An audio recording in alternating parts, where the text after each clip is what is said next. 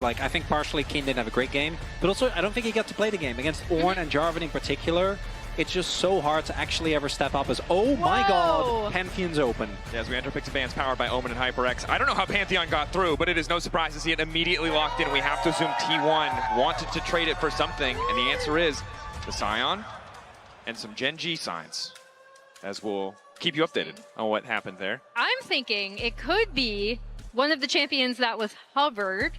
Yes, it is the Victor for Faker, which actually, we think of Faker, we think of, you know, the Azir, we think of the Orianna, we think of the Taliyah, we even think of like Akali, right, and some pop-off performances. Victor is actually his most played champion this year.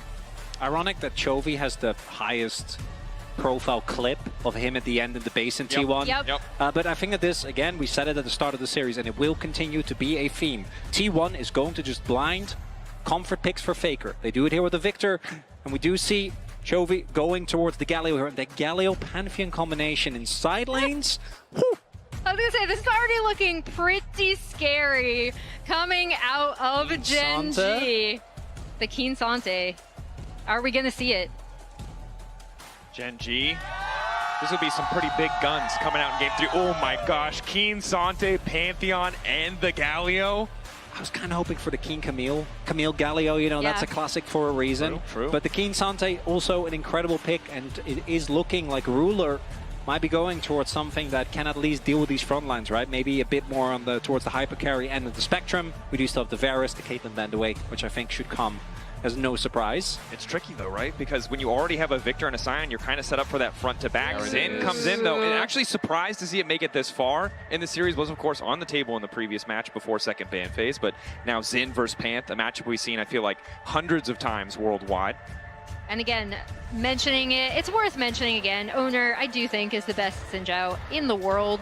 But I am looking at what Genji have, and I'm like, this is very scary. There's so many tools for them to be able to create side lane pressure and also just be able to join up for fights. Thus far, it's both teams with draft that will make you go, oh my god, they got everything they wanted. Which I hope that as we get to the rounding out, that's going to remain the case. I think that's where we have seen a lot of teams struggle. T1 being on the red side could be looking towards a carry counter pick. One of the big values, obviously, this player has is how crazy eclectic his champion pool is. As the looking at what will be banned, we do see the Kalista, or the Renata, which hopefully means that the Kalista won't be picked. I know that was a big topic going in. Is one of these teams going to blatantly disregard the stats? Thus far, there haven't been TF bans, so I'm not feeling too bad about them ignoring it. No TF bans, although both these mid laners have played TF somewhat recently. Don't wish that upon us. They looked good. And they did, though. No, that's the important part, right? Like, they did look good. No, it's fine. No, it's true. Just one more TF game. Just one more TF game. Just one more. Yeah, you know what that sounds like? This is sounding very dangerous, guys. I think it certainly is. So Ziggs banned away. Don't want to give them easy access to knocking down some of these towers or maybe neutralizing a potential bot lane matchup. And now the final ban. Got to limit Keria's pool. Wondering if Bard shows his face in this pick ban. Very good against T1. Doro, a guy who modeled a lot of his play after Keria, maybe looking to bring out that pick as well. And after we see that going through, I fully expect them to pick Guma's champion here as we see the Corki ban coming out and then really save that R5 for Keria because of a lot of what we've talked about, right? Like a counter pick in Keria's hands can be so powerful. He has such a deep champ pool, and it could be just something that he wants to wait to see what the rest of Genji are going to lock in before picking it. No hovers yet for Guma. Really big debate because it's going to shape this composition.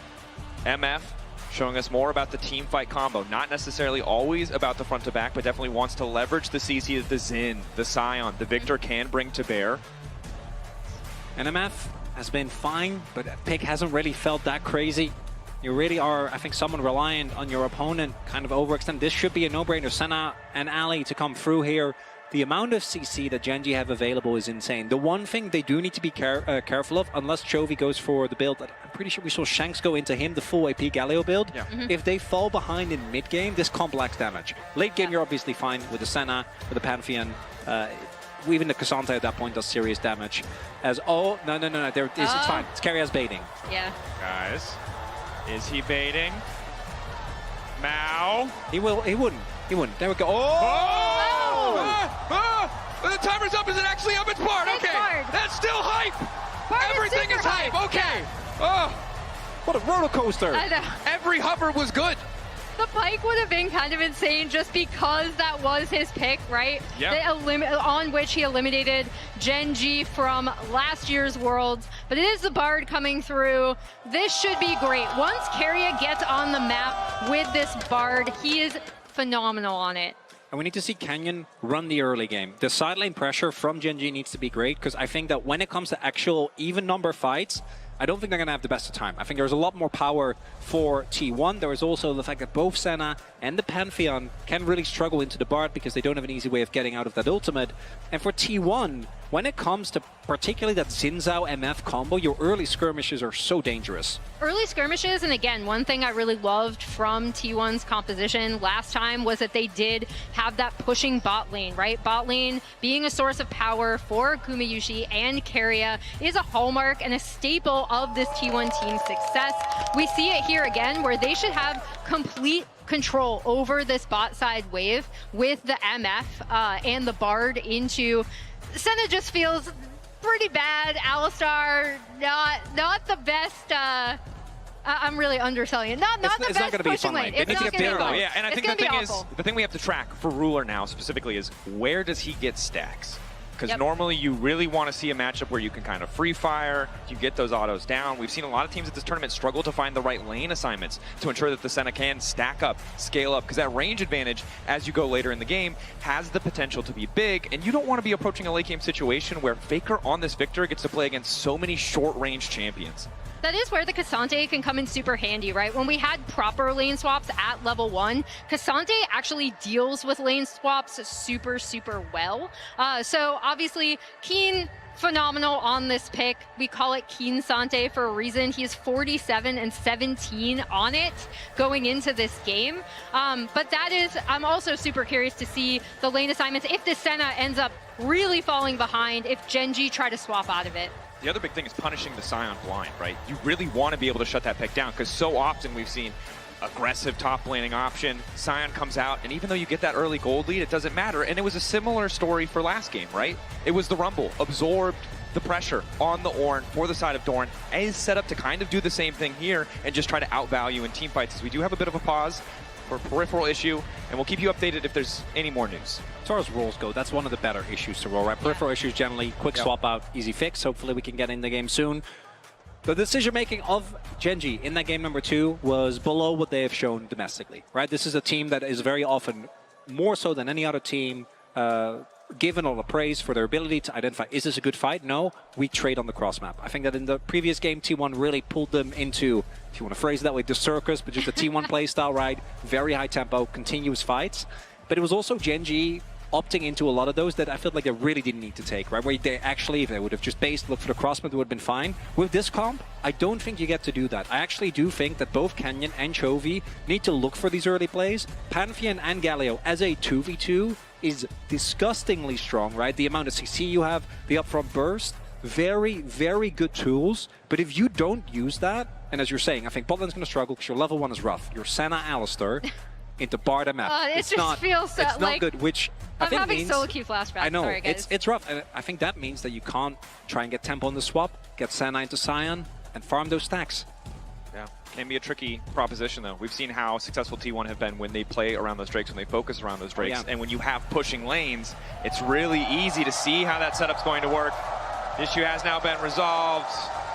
Vancouver ready for game 3, 1-1 so far. Winner here moving on to match point advantage in the series. Genji with a lot of tools.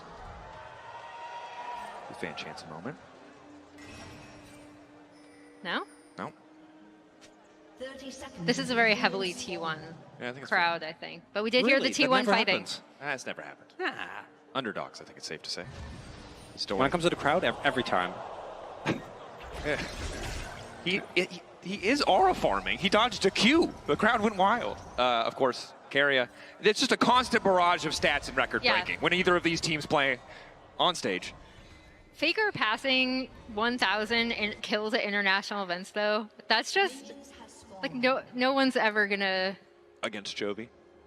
Yeah, that's You know how when you see, like, a natural phenomenon, it's too big to really comprehend what you're witnessing? Yeah. Like, that's too big a number. It's insane. My man's got the spreadsheet out, farming up. You know, he's done all the math. He made sure he hit it Stardew in that Valley game. levels of aura farming right here. Oner has, yep, I'm Oner with you. does have aura. And this is, as we expect, the early pressure here towards his bot lane. Guma and Keria are going to be fighting as much as they can. The only other thing I want to note is that Faker did go for Grasp, which we see a lot on Victor into melee matchups, ensuring that he will be able to farm up as much as possible, and basically for free, of the Galio, who, without having help in the lane, shouldn't really be able to do too much against him. This point, Bard level 1, obviously notoriously oppressive, has access to the Cosmic Binding and the passive. Feels effectively like 2 skills early on. Doro, headbutt very common, right? There's not a lot you can do. You punt him away. You try to make the trades as favorable as possible. Ruler does have a bit of sustain, as does Doro, so can maybe weather the storm here. Carry a packing heal as the initial spell on that Summoner spellbook. And yeah, they should be able to easily take control over the lane. Basically, for Ruler, he is going to be at least trying to get XP, trying to get soul farming started as quickly as possible, but this lane is a very, very rough time for the Senna Alistar. Yeah, he's sitting at 3 minions. And the stacks obviously not going well. Should be able to pick up at least a little, but also did feel like he just missed a lot. Not necessarily because of them crashing into the turret, but just early on. So not the best start there for the Senna. As we also, both junglers were spotted on their Raptors. So Genji bot lane, or the Genji bot lane knows that Oner is on their way and they won't have help. And T1 also knows that. I don't know if they spotted each other's wards. I think that at least the Genji one, or the one on Genji's Raptors was spotted. And Keen, getting Sion low is nice, but let's be real, you're not going to be able to actually threaten him unless Kenyon makes his way over. But even then, Sion notoriously hard to dive early. Definitely can be. Chovy, the losing end of the early trades here. Victor, really solid against these melee options. Galio brings a lot to the team composition, but the early lane can be really tricky. Just the Q trading on the Siphon power, giving you that additional shielding, that additional movement speed steroid as you get the upgrade. I mean, it's just miserable to play against. And this is, again, everything a T1 composition wants, right? As we see this bot lane not letting up on their pressure onto Ruler and Duro, but this should give them the easiest first Drake access of any game they've played thus far in the series. And they've already done a great job of locking in that first Drake and making Drakes a huge contest point that Genji has to fight them on. I think this is tough now for Canyon. Spotted as well, right? We want to see a lot of impact from the Pantheon. The ganks don't have to come pre-6, but it's nice if they do. However, with full pressure mid lane, full pressure bot lane as well, he's losing chunks of his jungle. He's going to be at risk if he moves into bot lane or bot side of the river blind without knowing where Oner is. Laning phases outside of Keen. Not looking too hot for now is Guma. Good. Guma locked up, forced to cleanse. Nice little trade there coming in from Genji. But Keria, level 4, getting that extra Chime XP and really making the difference. Big combo found there by Duro. Able to get the cleanse out. That's a big summoner, both with the Galio and with the Pantheon available. Makes it a lot easier later on to get a possible play onto Guma, as I think we do see the pings going down right now onto Krugs. So they do know that Xin Zhao is in that area, and Keen should be fine here, but still, Doran finding the counter pressure. Kind of both lanes going one way early, and then in the extended play, going the other. Never take that, but it's carry out a reward. It's far enough away. It's okay. just supportal combat. Right. Ooh, Faker with a nice wave position here. Chovy trying to get this one and might need a bit of support to come over from Canyon. The one thing that I will say is bot lane, yes, Ruler and Duro are weaker early, but they have a really good setup if Canyon can pay attention to the bottom side of the map.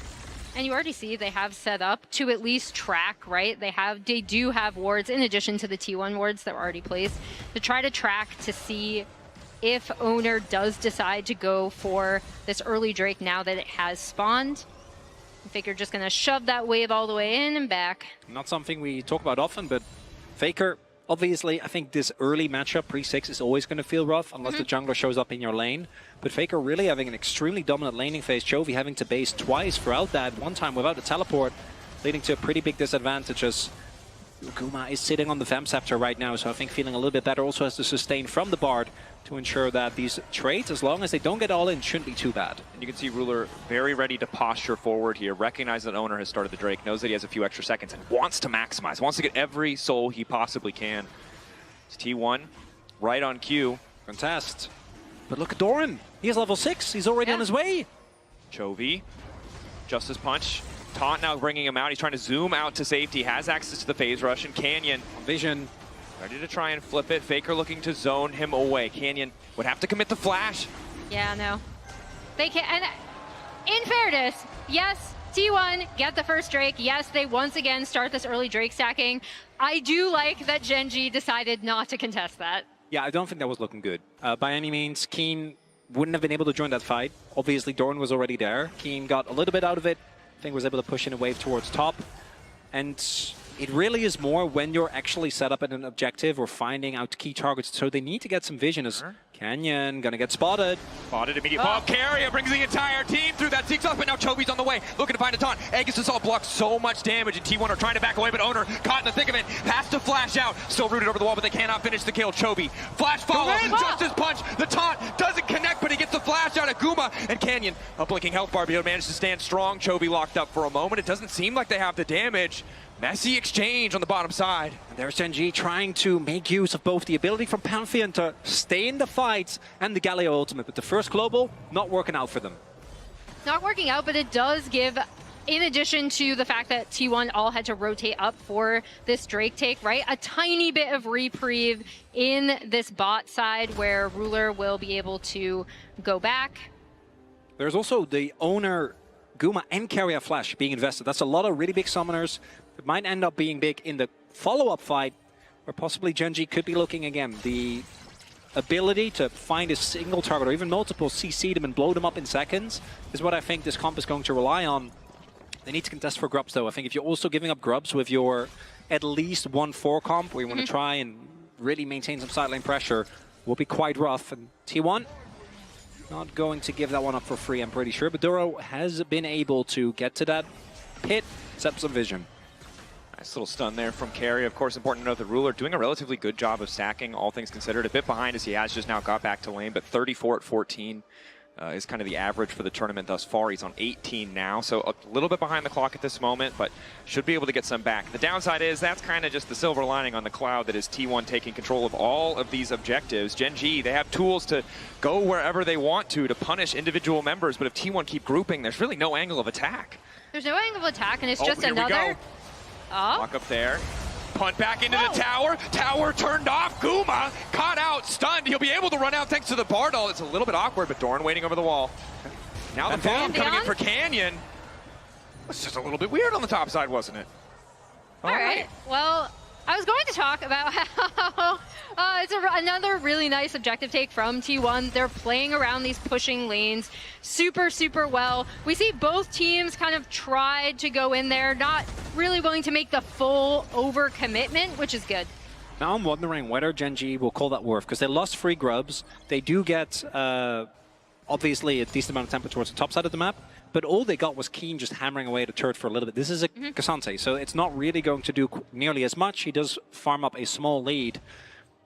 At the same time, I'm wondering, based on the positioning of T1, if Keria hadn't had to save Guma there with that ultimate, I think they would have looked for a dive. Because they were actually posturing there with 4 people as Chovy 1v2ing. Keria. I'm going to be honest, if he's not coming in a portal through the wall, and if Faker has full mana, like maybe you believe it, but he's just there to be annoying. Duro, on the other hand. That was a really nice recognition of how he could punt Guma back, right? Like, and that actually changed that entire dive and stopped it from potentially being a really, really big success for T1. Yeah, and that's the thing you have to be aware of, right? T1 we've seen in so many of the series they've played thus far. If they get a small advantage, they'll always try to reach for that little bit extra, and if you give it to them for free, they'll fall behind so damn quickly. Keen, knowing he's stronger in the 1v1, has the Sheen.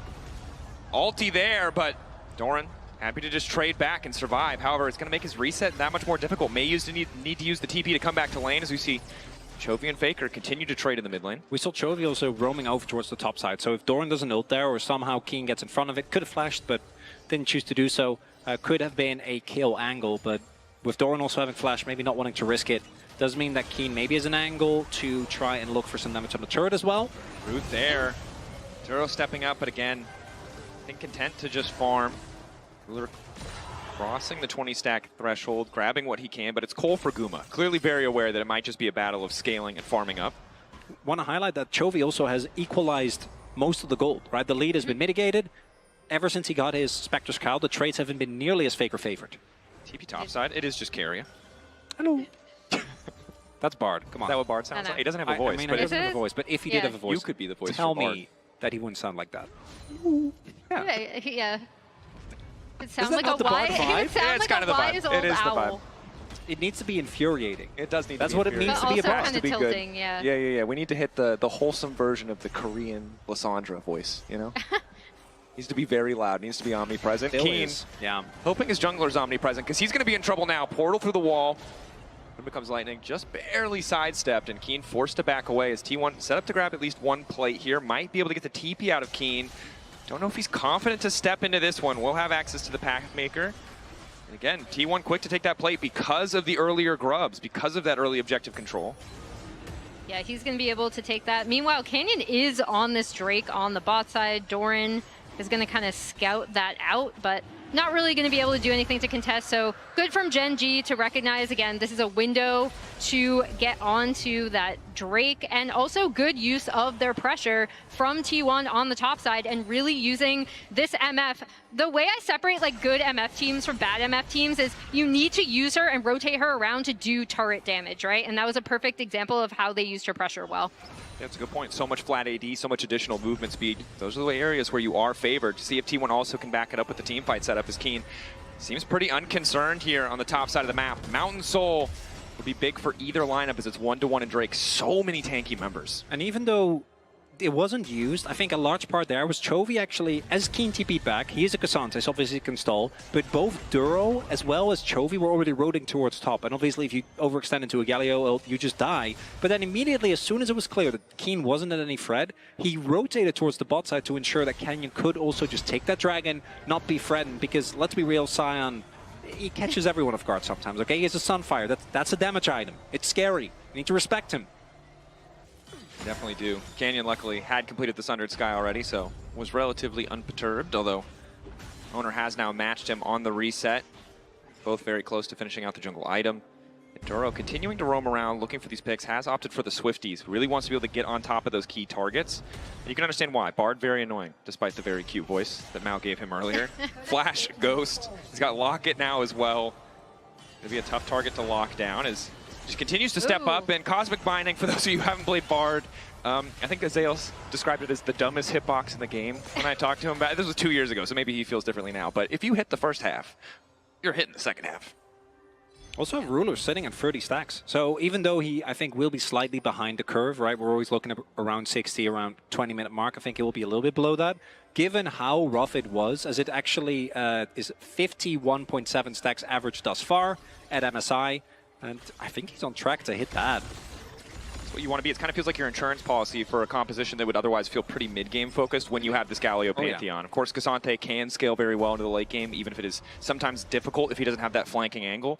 But having Ruler as an insurance policy feels pretty good based on what we saw at Game 1 on that Jhin. Especially since, again, T1 have like the tiniest of gold leads, but they haven't been able to have the same early impact that they did around their pressure lanes earlier in the game. We'll see if they're going to go for this Rift Herald, though, which is about to spawn in about 20 seconds. I do want to highlight as well, T1 have been doing a really good job of ensuring that they know where the globals are, right? So both Pantheon and Galio, if they ever walk anywhere near those wards for a decent amount of time, you'll know that at least on that side of the map, you can't really make a play. The vision towards the Herald, though, not looking too hot here for T1, though Keria now does get control of the area, and Pantheon maybe looking towards a play on bot Canyon. On his way, I think there's still a ward on Krugs. Should spot him, and maybe that is what prompts T1 to go for this objective towards top. Yep, they've already pinged him out. Engage on the bottom side, but giving an opportunity now for Gen G to move in and clear out some of this vision. This is my LCK.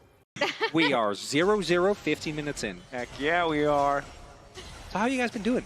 How's life? Good. I'm doing all right. I mean, we have a fun series going on, you know? Oh, it's good. I'm having a good time. We have the time, so we should check in. Yeah. Crowd doing well? Okay.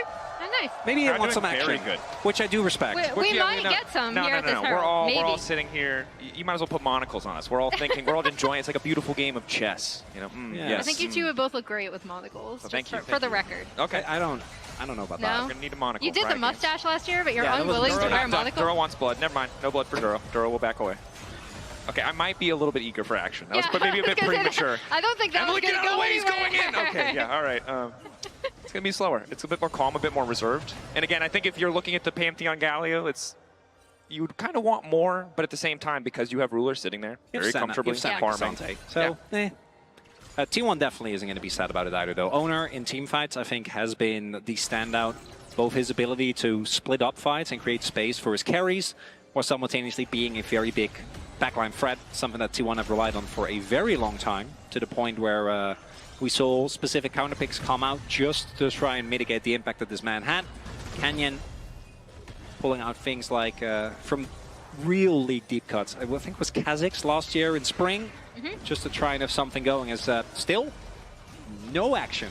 No action, and it looks like T1 have agreed for a trade deal. They said, you can have one thing, we'll take the other, as Dragon has now spawned, and T1 will be first on that objective. But Gen.G may have something to say about it. Yeah, they have tools to get on this Drake if they want to. Also, Keria, despite the capacity to take Smite, is still very bad at finishing objectives from... That bar damage. Guma really, I think, hasn't beat there. And he doesn't even need Smite. It's true. So, we take a look at the total damage dealt to champions this game. You can see that it has been a thrilling 1v1 in the jungle. The strongest jungler on the patch, Pantheon, versus the best Xin in the world, as you said earlier, Emily. And what we've learned is that you don't always need to go fast with these picks. Okay, surely now we'll have action. No. No, we're getting it. They're contesting. They're fighting. All sums up.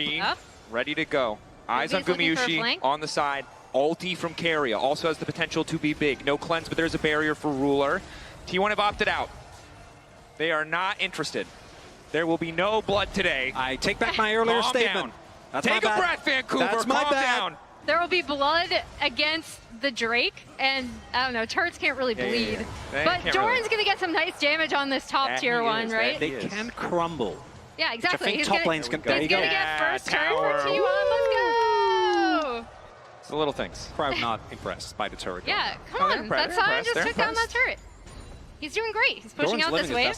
I love minions and side waves. Come on, guys. I think that this is one of those games where you can understand both teams in comms are like, we skill. We don't have to actually do anything. Yeah. Gen.G, just because of who they are as a team, I think their team fighting has been something that they've relied on to always get them out of rough situations in late games. They have one of the best scaling hyper carries in the game. Obviously, at some point, Ruler is just going to be able to auto everyone, standing behind his army of stalwart defenders between Keen and Canyon and Chovy. And on the flip side, we have Faker with this Victor, and then also the Sion, who obviously eventually in the late game just is a complete menace. It does mean, though, that because both teams feel like they cannot do anything, they're not doing anything. It also means that whenever First Blood does happen, it will be the latest First Blood of the tournament. We've crossed the threshold. It's going to be great. Yeah. The build-up after all this. The crowd is going to explode. Attention.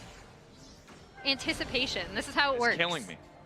This is great. I'm glad you guys are really getting the authentic LCK experience. I was going to say something really inappropriate. Well, I'm not going to. I'm just going to let people imagine what it was. Okay, all right. If you have a good imagination, you'll be able to figure it out, guys. Emily. All right, you're out of control. this is what it does. We need action. This is how we're losing our mind. Where is? All right, Keria, come on. I know you have a good ult in you. All right. Duro. They're not going to engage, right? Because we're waiting. We're waiting for, and also first Doran. As I know that this is wet two noodle tanks. Don't be fooled by this. The wet noodles are fighting. No. Max, I need a fix. Dracos? Okay, I need a little Dracos, it's not real. I need a little bit of fighting. Because of the globals, T1 also doesn't feel incentivized to go for fights unless they are actually 5v5ing. Okay, so who is this better for?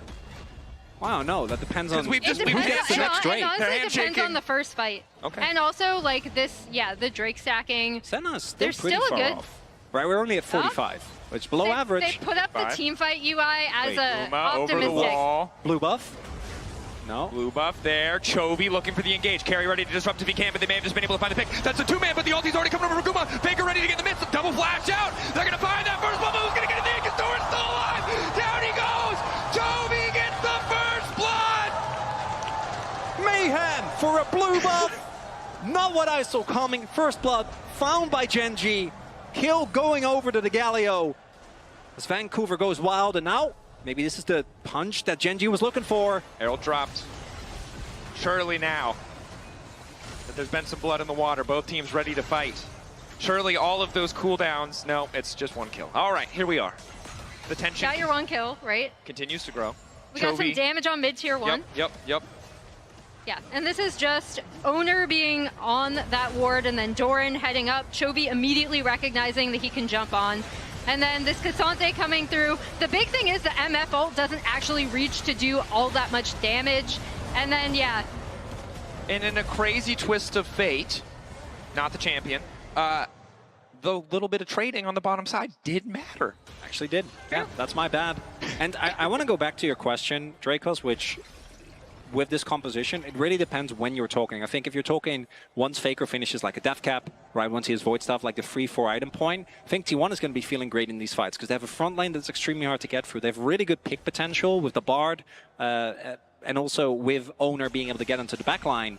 But if Ruler reaches like 100 plus 120 stacks, I think that Senna, with the comp that Gen G has, just doesn't die. Because I want you to, again, look at how much CC, disengage, peel, and protection there is to set up the Senna to succeed. It's definitely a threat, a force to be reckoned with. It's a hypothetical. What happens, you're like third, fourth item, now he's on 2. Emily, what are we doing until then? Is it just as simple as objective contesting? Look, Otacon is up. We're a few minutes away from Baron. 45 seconds on the Drake. It would be soul point for Gen G. Surely we have to do fist fight. And then we go 2 and 2 in Drakes. Then you just trade. Just trade. This stalemate can go on for a very long time. And you know what's going to happen? We're going to get one team fight. 35 minutes, game's done. I've seen both these teams do it. I've seen T1 do it. It's very charitable. I'll take the rest. Multiple international games where I'm like, oh, I don't know about T1. And then they win one fight. It's a clean ace. Game's done. Gen G have a habit of this as well as TP comes in. Drake, 10 seconds away. The later we go, the higher the stakes gets on these fights. You can see the vision beautifully highlighted by the observers. Gen G trying to take mid-prio first, but T1 happy to play for that little bit of chip damage. Again, these small advantages before fights really can start to add up. The good news for Gen G, Ruler is there, has that healing. Can't stop this poke from having much of an impact. Ruler doesn't have his flash available. Canyon That's actually a big cooldown. Potential flank, even though he will be spotted on vision very easily. Furiously pinged out. T1 ready for the ulti if it does come down. Keria has to be a bit careful here. It does have Celestial opposition. Keen just barely not going to get hit by that decimating smash. And Gen G really unafraid. Taking control of the river. And T1, they do actually need to fight this. If Gen G goes for Otacon, you can trade, but you can't afford to give them soul point this early into the game. Ruler close to 60 stacks as well. Also just baseline individual Mountain Soul or Mountain Drake value is so high for Gen G. It is. And again, none of that poke sticking. You can see Ruler just keeping Chovy topped up. Nice back step. Used by Doran. Ready for the fight. T1 know how important this is. They're willing to give 500 gold in the back pocket of Doran. Just have that extra little bit of power in the fight. Trying to take control. Careful about walking into the choke point. Eyes on Guma and the ulti here. Excellent interrupt from Keria to stop Chovy from getting that taunted, and now they're stepping forward. Ulti, fantastic follow, and now there's going to be no way out for Ruler. He doesn't have anything left. There's just enough shielding to keep him standing. Ruler lives, and now the fight breaks out. Keen in the midst of the entire team. The Cassante ready to pop off. Guma can't get any damage down, and Gen G weather the storm of T1. Ruler stays standing, and Faker and Guma are not enough to turn the fight back. They keep most of their members, but they'll lose the Drake. And on the back half of that fight, Duro with the Alistar coming up clutch, right? Really stymies Gumayusi, and he's unable to get that like really fat MF ult across. The bodyguards do their job, because despite a great ultimate with no flash available there, as hold that thought. They found another. It's just the Canyon ult. He's not ready for it. That's the Pantheon Galio combo. I hate that I was right, but we're currently sitting at 3.4k gold lead. Soul point for Gen G. Ruler has hit his stack break point, and I'm pretty sure he's going to get the next item soon as well. You can see Canyon could have reset. He opted not to. He walks right in that bush because he's ready for the potential 25-minute instantaneous start of the objective. Admittedly, the T1 composition not the best at burning it down quickly. They don't have that attack speed AD carry. They don't have the Azir as Duro may be forced back, but Gen G giving that respect and yeah, wow, I think you nailed it. That single fight feels like has put Gen G in firm control of the game, and it's on T1 to try to outplay or find a unique angle to get out of this. This game is kind of a microcosm for what we've seen all series, right? When one team is able to set the map in their favor, it then becomes, because they know each other so well, really difficult for the other team to be able to counter. We saw it in the last game where T1 were just attack anytime Gen G would try to contest for anything. They really punished them hard for it. Now Gen G have the potential to just really set up the map how they want, continue to get this Senna kind of scaling infinitely, and be able to force T1 to face check them when it comes to objectives. Keria on the retreat. Faker getting closer to a third item, maybe where that damage starts to get a little bit stronger. And he needs to go towards what I imagine will be a Void Staff, because he needs a form of Shred, because otherwise you're not going to get through Gen G already, but let alone when they're able to actually get this Mountain Soul. And I'm telling you, Mountain Soul Cassante, particularly on Keen, that's not something that's going to be fun to play into. And again, to me, the fact that Gen G have 2 semi-globals, I think, is such a big deterrent for T1 not trying to go aggro in this game the way we've seen them do in basically any other game in the series, right? Even though it didn't work in game 1, they were still really aggressively trying to set that pace. I think they have the tool with the Bard and the Xin Zhao, but if you make one misstep into this Pantheon, into this Galio, as we could see, game becomes so hard to play. And credit to Canyon finding that mid lane pick, playing well in the previous fight, right? The game from Pantheon in general was so quiet early on because of the lane prio that T1 had put together in draft, because of Gumayusi and Keria and Faker really all having that push out, but managed to weather that storm, managed to find the angle. Did take a bit of time, but now that they've got that fight, very much favored in gold. You can see a little bit of vision in the Otacon pit, also making sure that they feel comfortable that T1 isn't going for some kind of crazy steal. Yeah, and we see both teams kind of fighting around this line of vision in the river. Kian has kind of been continuously pushing on this bot side. Gen G have slowly been chipping away at that mid tier 1. I think they definitely like to get that down potentially before contesting this Otacon, but also Drake is going to be up in 2 minutes, and that's going to be massive because that's something that T1 have to contest them for. I want to highlight with Ruler, as long as he has his flash, I think making plays becomes so hard, unless he massively missteps. And on the Senna, obviously that's always going to be more punishing than with any other character, but now with the RFC can just hit turrets, right? You can see right there, the siege is going to be relentless. Keen looking for a possible play at the Guma, and this mid lane turret I don't think is going to be standing for much longer. Keen just showing his face is enough. Guma can't defend. That's mid lane turret, third turret of the game, by the way. Finally falling here. And Gen G, their only job is keep Ruler safe, because I do think that if you do lose Ruler, this composition just doesn't have the damage to actually go toe-to-toe with T1. You're not going to be able to kill Oner. You're not going to be able to kill Doran. As long as Ruler lives, though, and T1's backline access isn't that great. Yeah, it's true. So you need a flank from, what, Oner or Doran to somehow get on top of this Senna. T1 now posturing around Otacon at the very least. They've done their diligence on clearing vision out of the pit, even if there is that stray ward over the wall. Gen G forced to stick around. Keen in bottom lane with TP. T1 may be happy to just get that teleport out. Again, playing for those small advantages, but also it's T1, so maybe instead they're willing to bet it all on this Otacon. TP coming in from Keen. Ulti from Keria. The combo potential, what we have to keep our eye on. But Keen doesn't want to give them the space to set up. Doran trying to respond. Flash out of the gravity field. Keria going back over the wall. Canyon trying to zone away as best he can as Doran gets that health bar chunked. But not too much effective damage yet. And again, it could be Ruler just continuing to heal, continuing to top up Gen G in the extended fight. It looks like it might be the 50-50. Guma waiting over the wall, but Chovy there, ready to deny the MF ultimate. Oner in the midst of the pit. Canyon locked up, but T1 don't have the first damage objective. Yes, they do! It's Otacon down! A beautiful ult! Keria and Oner together securing the objective. Faker trying to make his way out. They got what they came for. He'll give his life, but will it cost them the Baron? And it might not even be Baron. Look at the timer on Dragon. That was such a long stall. So Gen G looks like they're going to go for the Baron instead, but maybe can turn this even into a soul as well. Well, you see T1 are already heading over there, right? Keria is already heading over to the Drake pit. Keen is kind of following, shadowing Oner down. It's 2 global ults. They can make their way over in a second. Ready to go. Baron down for the side of Gen G. Next fight. There we go. And they go. Doro ready for the follow-up. Keria trying to go in. Ulti coming in for Guma, though! He lines him up and he tries to knock him down, but in goes Canyon right in the nick of time! Descending from the skies, denying T1. Canyon immediately recognizing that he needs to drop directly into that backline. That is Mountain Soul now. It is a Baron. This game is looking really tough for T1. And despite that fight towards Otacon, the play with Keria taking out the enemy jungler, Oner being able to secure the smite, the stalling from Gen.G was the big factor there. The fact that Senna kept them top, and that even though the objective went down, I think Gen.G are going to take that trade any day of the week. Gen.G, the masters of these wars of attrition, playing for those little sums. Obviously not ideal to give up the Otacon, but recognize that those health bars are low, that the advantage is theirs, and push it to the fullest extent. 8k gold lead, Baron power play. Yeah, Keria can stop a back here, but there's no threat. Can't even do that. Can't even get through the mountain shield. Mountain shield blocking it there.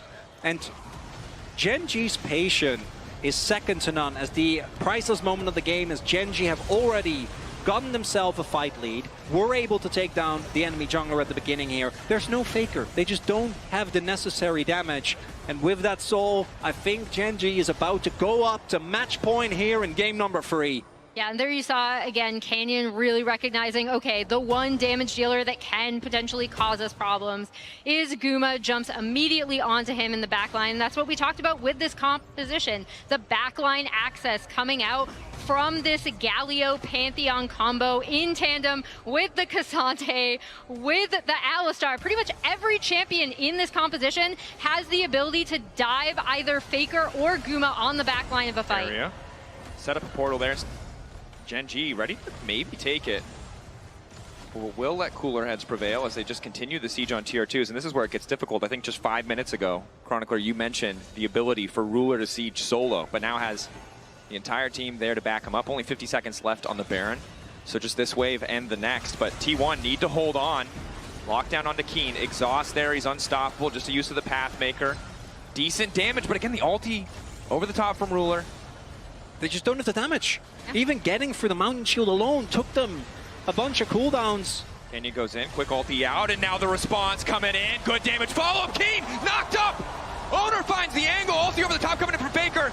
Ulti not going to connect from Keria, but it might not matter. Chovy trying to keep this one going, though. Massive damage going in for the Galio. Canyon living for an extra moment, but Oner finds another in the clutch. Chovy going back in for Guma, though, and Ruler's still alive. The Senna's still alive. T1 need to take down Ruler, but they're out of cooldowns. They're out of damage, and they're out of hope in this game 3.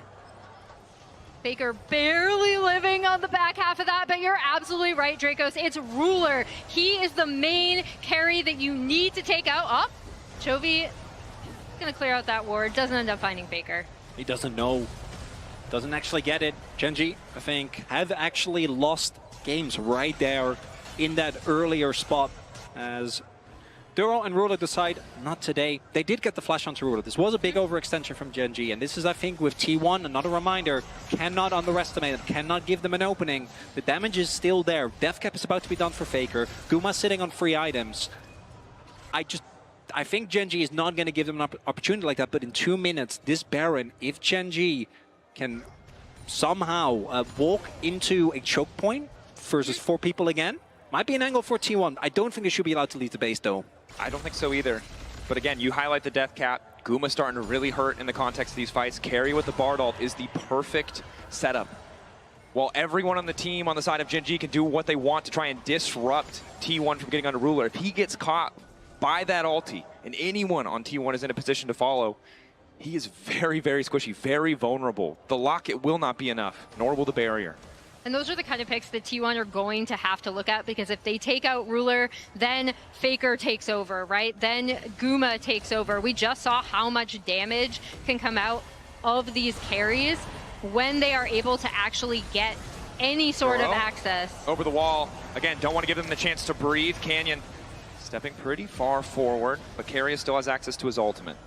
We do have Chovy rather also finishing his death cap himself, so isn't just Faker that's sitting on that item right now, 4 items for him. And this is the real issue for T1. Outside of a Bard ult, you're engaged.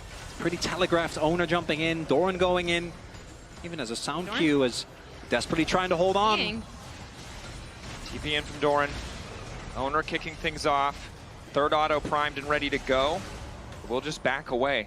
T1 want to hold on to as much of their base as they can. As long as that inhibitor doesn't fall, they're in an okay spot to potentially contest the next objective.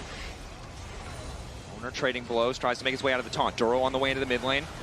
finds the lockup, and Oner in trouble now. Forced to flash back into safety. Keen immediately into the back line. Gumayusi has a decent angle to get things kicked off, but it might not matter. Keen doing so much work. 2v1 against the T1 carries.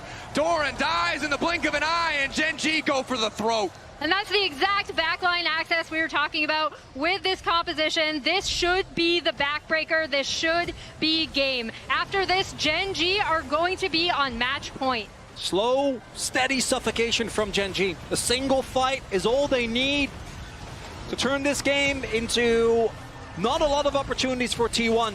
The T1 gonna have to watch their Nexus falls as Gen.G go up 2-1. Locked up, knocked down. Gen.G slow, controlled, confident, move on to